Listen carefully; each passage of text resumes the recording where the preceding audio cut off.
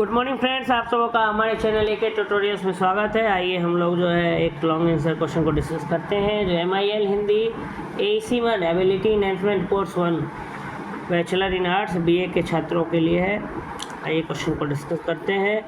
राष्ट्रभाषा और राजभाषा में अंतर को स्पष्ट करें। राष्ट्रभाषा और राजभाषा में जो अंतर है उसको स्पष्ट करना। हिंदी भारत की राष्ट्रभाषा है, यह उस देश की भाषा है। राजभाषा भी, हिंदी भारत की राष्ट्रभाषा है और यह इस देश की राजभाषा भी है, इसलिए इसे राष्ट्रभाषा और राजभाषा दोनों की संवैधानिक मान्यता मिली हुई है।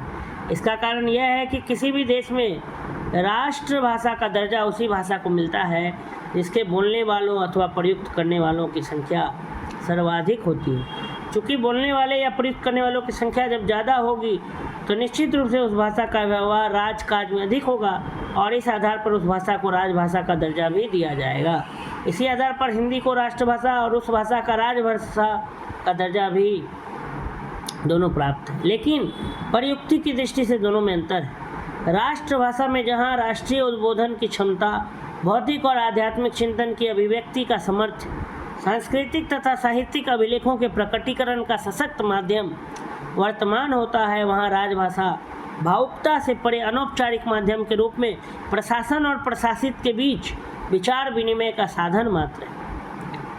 यह जनमानस की भावनात्मक स्वप्निल चिंतन से परे यथार्थ, शुष्क और तथ्यपरक होती है।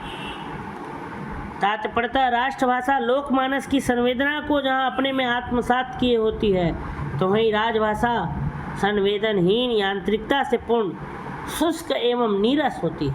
पर सच्चाई तो यह है कि किसी भी देश में वहाँ की राष्ट्रभाषा ही राजभाषा बन जाती है और राजभाषा ही प्रायः राष्ट्रभाषा के रूप में स्थापित हो जाती है। फिर भी राष्ट्रभाषा और राजभाषा में अंतर तो है ही, जिसे निम्नलिखित रूपों में देखा जा सकता है। पहला, राष्ट्रभाषा का संबंध जनमानस की संवेदना से जुड़ा होता है, परंतु राजभाषा का जो संबंध है वो प्रशासन, एडमिनिस्ट्रेशन और प्रशासित की तथ्यात्मक अभिव्यक्ति, फैक्ट्स को एक्सप्रेस करने का माध्यम है, अभिव्यक्ति के माध्यम के साथ जुड़ा होता है।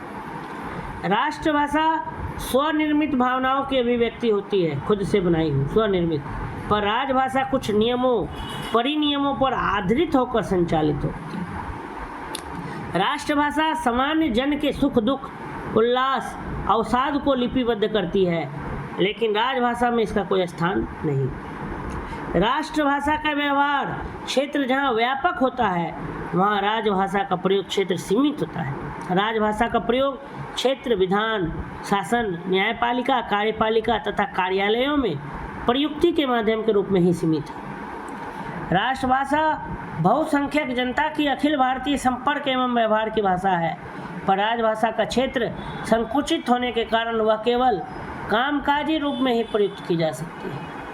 राष्ट्रभाषा का संबंध राष्ट्रीय लोक जीवन से होने के कारण शिक्षित, प्रबुद्ध तथा अनपढ़ गंवार तक सभी के लिए प्रयुक्ति का माध्यम होता है, लेकिन राजभाषा का संबंध प्रशासनिक कार्य प्रणाली से होने के कारण उसका संपर्क बुद्धिजीवियों, प्रशासकों तथा सरकारी कर्मचारियों तक ही सीमित है।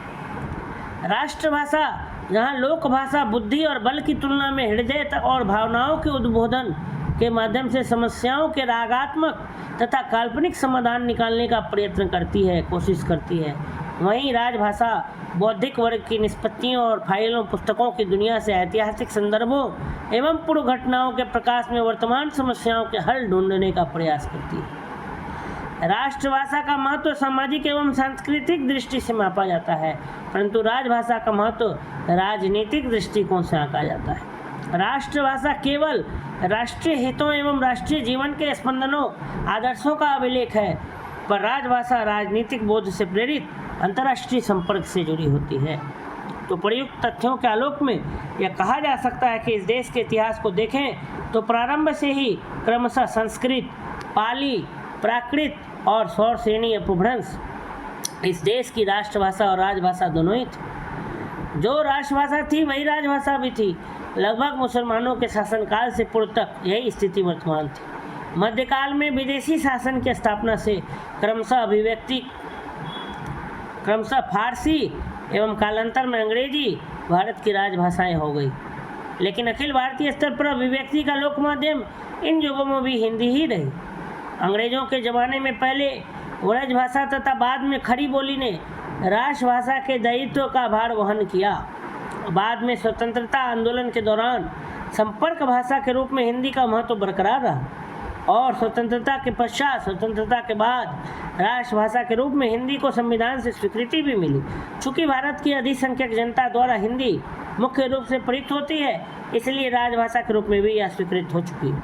इस संबंध में आचार्य नंद दुलारे वाजपेयी ने राष्ट्रभाषा और राजभाषा के अंतर को स्पष्ट करते हुए यह कहा है कि राजभाषा उसे कहते हैं जो केंद्रीय और प्रादेशिक सरकारों द्वारा पत्र व्यवहार, राज्य कार्य और अन्य सरकारी लिखा पढ़ी के कार्य में लाई जाए, और राष्ट्रभाषा की कल्पना इससे भिन्न है, अलग है। उसका पद और भी बड़ा है, उसी भाषा का गौरव सबसे अधिक हो सकता है और वही राष्ट्रभाषा कहला सकती है, जिसको सब जनता समझती हो और जिसका अस्तित्व सामाजिक और सांस्कृतिक दृष्टि से महत्वपूर्ण हो। तो यही था राष्ट्रभाषा और राजभाषा में अंतर। ठीक है, राष्ट्रभाषा और राजभाषा में हमें अंतर बताना था, तो मुख्य रूप से यहाँ 9 बिंदुएं दी गई थी कि राष्ट्रभाषा का संबंध जनमानस, लोगों से जुड़ा हुआ, लोगों की संवेदना, फीलिंग से जुड़ा होता है, जबकि राजभाषा का ऐसा बात नहीं। राजभाषा एडमिनिस्ट्रेशन से जुड़ा होता है और सरकारी कर्मचारियों से जुड़ा होता है। राष्ट्रभाषा खुद की निर्मित भावना भी हो सकती है, लेकिन राजभाषा में ऐसा नहीं है।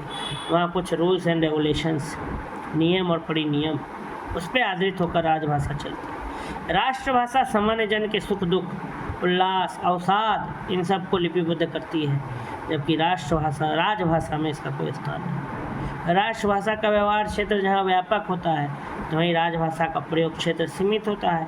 राजभाषा का प्रयोग क्षेत्र विधान, शासन, न्यायपालिका, कार्यपालिका तथा कार्यालयों में प्रयुक्ति के माध्यम के रूप में सीमित है।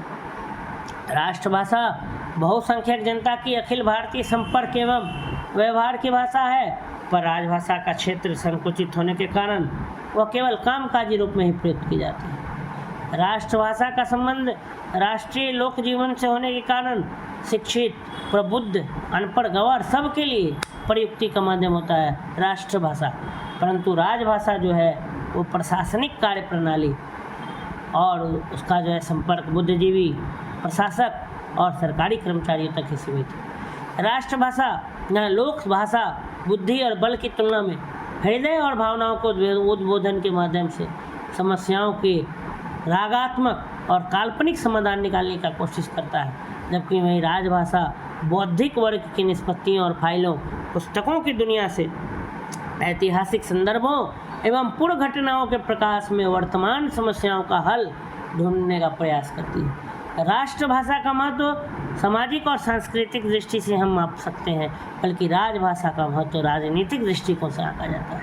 राष्ट्रभाषा केवल राष्ट्रीय हितों एवं राष्ट्रीय जीवन के स्पंदनों, आदर्शों का अभिलेख है, पर राजभाषा राजनीतिक बोध से प्रेरित अंतर्राष्ट्रीय संपर्क से क्या जाता है, जुड़ी हुई रहती है।